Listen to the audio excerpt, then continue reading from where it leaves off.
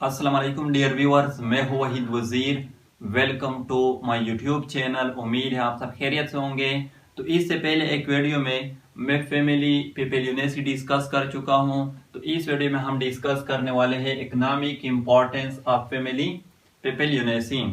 तो family Papilionaceae के पास ऐसे मेंबर्स हैं जिसको हम एज अ फूड यूज करते हैं। फॉर एग्जांपल पी है, बीन है, ग्राम है, एटसेट्रा। तो ये जो मेंबर है इसको हम एज अ फूड यूज करते हैं और यूज भी किया करें क्योंकि इसमें प्रोटीन की जो मकदार होती है वो ज्यादा होती है। सेकंड नंबर पर है आयलम। तो पीनट जो है ये इस फैमिली का एक मेंबर है। तो पीनट के जो सीड होते हैं, एक तो वो खुद ईडेबल होते हैं यानी कि हम उसको खाते हैं, और साथ साथ इससे आयल भी बना दिए जाते हैं और ये आयल हम as a cooking oil use करते हैं। थर्ड नंबर पर है डाइम। तो इंडिगोफेरा प्लांट जो है इसके लीव से डाई जो है वो ऑब्टेन किया जाता है जिसका नाम है इंडिगो डाई।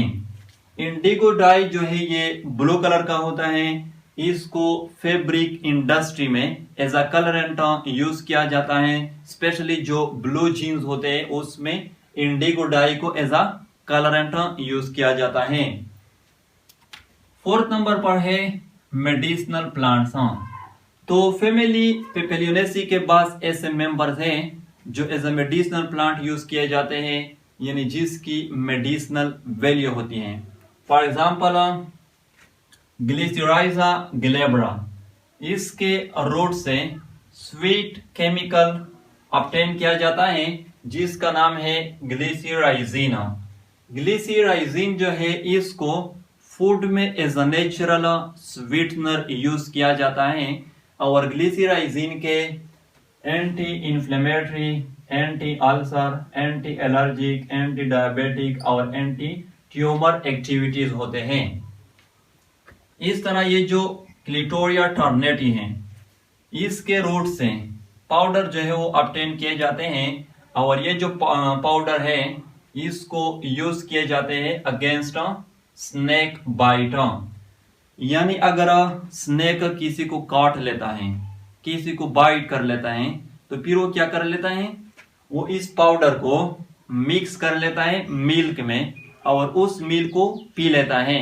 फिर ये जो पाउडर है ये स्नेक की जो पॉइजनस इफेक्ट है बॉडी में उसको खत्म कर लेते हैं। फिफ्थ नंबर पर है फॉडर। फॉडर का मतलब है चारा। तो ये जो मेडिकागो सेटिवा है, विशिया मेलिलोटस है, ट्राइफोलियम है, एटसेट्रा, ये जो मेंबर है फैमिली पेपेलियोनेसी के, इसको एज अ फॉडर यूज किया जाता है यानी कि इसको एज अ फूड यूज किया जाता है कैटल के लिए। 6 नंबर पर है टीम्बर। तो बीटिया है, डेलबर्जा है, एटसेट्रा, इसको एज अ टिम्बर यूज किया जाता है।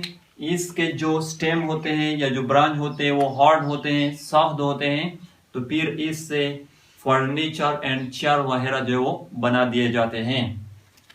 7 नंबर पर है ऑर्नामेंटल प्लांट्स।